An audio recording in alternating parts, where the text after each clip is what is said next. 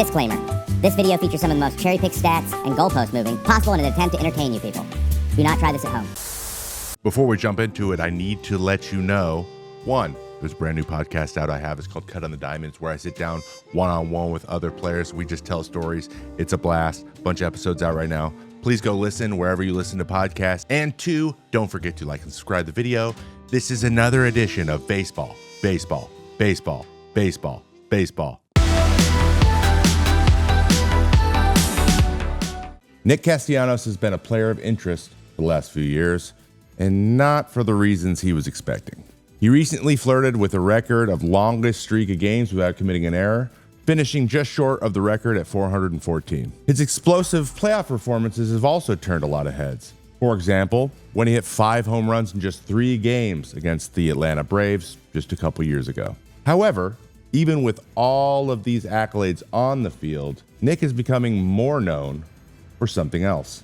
The consistently baffling and unfortunate timing in which he decides to hit home runs. Now, at first, I was hesitant to look into this phenomenon too deeply, as others have inquired with Nick himself before, in which he ultimately declined to participate. ESPN approached me because they wanted to do like an exclusive story on the man who hits home runs at all these like inopportune times, but it didn't work out because they wouldn't give like editorial rights. Opportunity lost. Today, let's dig into the most popular conspiracy theory in baseball right now.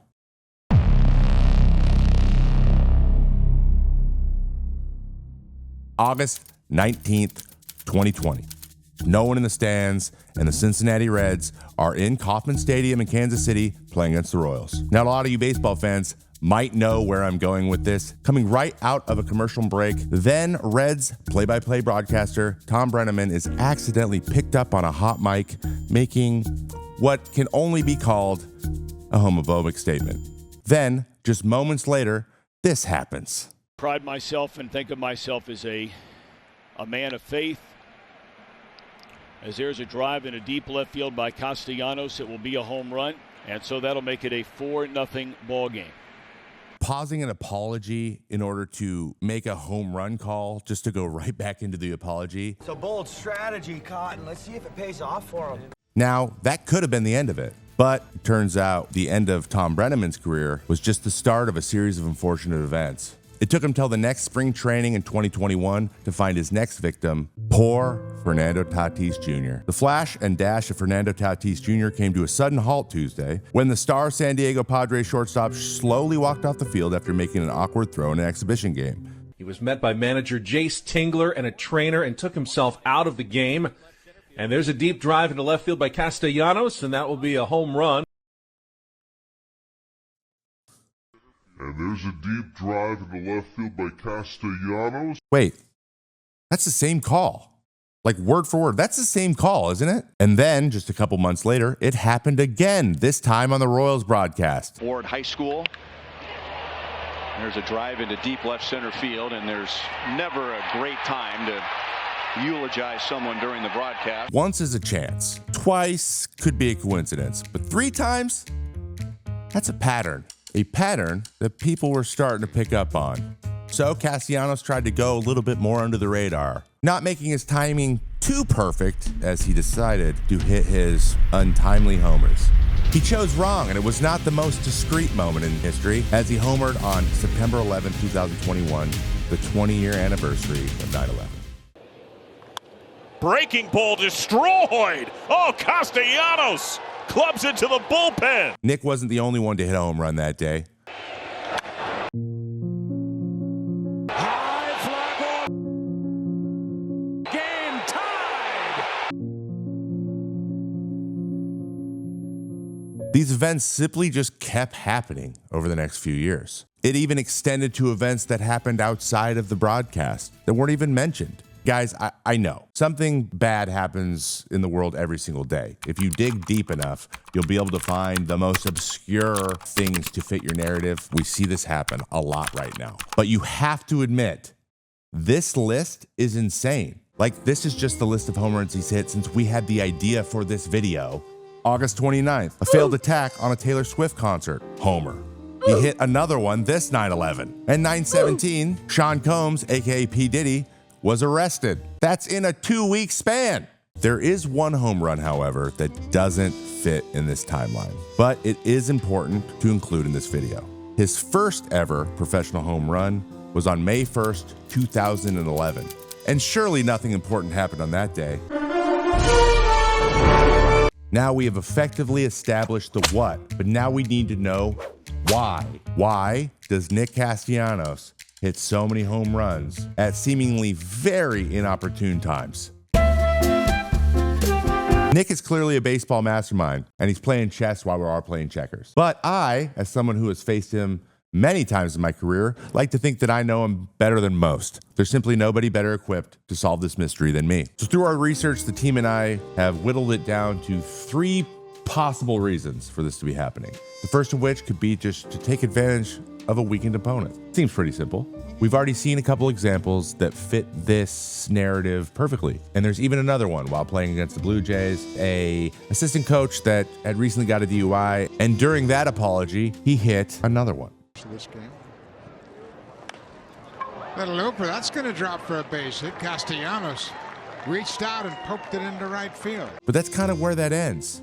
Just look at the original, where it was a controversy associated with his team, or back when he was in Philly and they had the tragedy with part of the freeway collapsing that affects his team.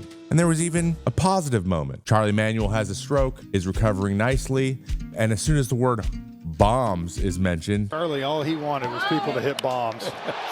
In the air, deep left center field, Castellanos has another one. Who other than Nick Castellanos chooses to go deep right then? Then we have a second possible reason, the reason that Nick tends to give every time he is asked about this situation. It's just a coincidence. It's smart to take the guy at his word. I mean, there's only been one person who's been at every single one of these events, and that's Nick Castellanos. Why wouldn't he have the best insider information? Why wouldn't he know better than anyone what's going on? It could just be a coincidence. Sure, that's boring, but who paid the ultimate sacrifice. Castellanos rips one to deep left field. It is gone! No, there's simply no way. There's simply no way this is a coincidence. Look at this. So those are 2 possibilities, but what about our third possible reason? He could be a werewolf. Werewolf? Come over here. Werewolf? What's the problem? That doesn't make any sense. No, read it. This is good. I worked really hard on this. Good stuff. Okay. He could be a werewolf. Now stay with me here. I promise. Since 2020, 56% of the home runs that Castellanos has hit is when the moon is fuller than half, meaning that a stronger moon possibly could give him power. He's actually hit 5 home runs on full moons, 3 of which were in 2024 alone. Also, grew the hair out, unbuttoned the shirt. It's pretty werewolfy to me. Hell, there might be 2 werewolves on the same This is stupid. What do you do? Get out of here. Hire these kids. They give me werewolves? Can't even give me vampires. We have to do werewolves? Werewolves!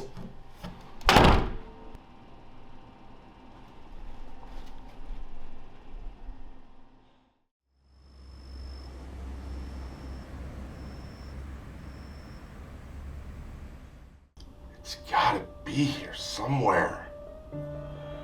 What am I missing? Wait.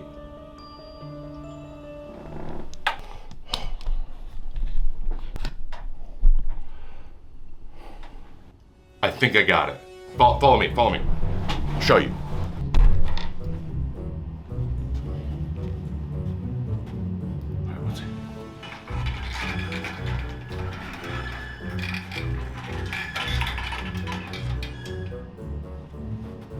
See?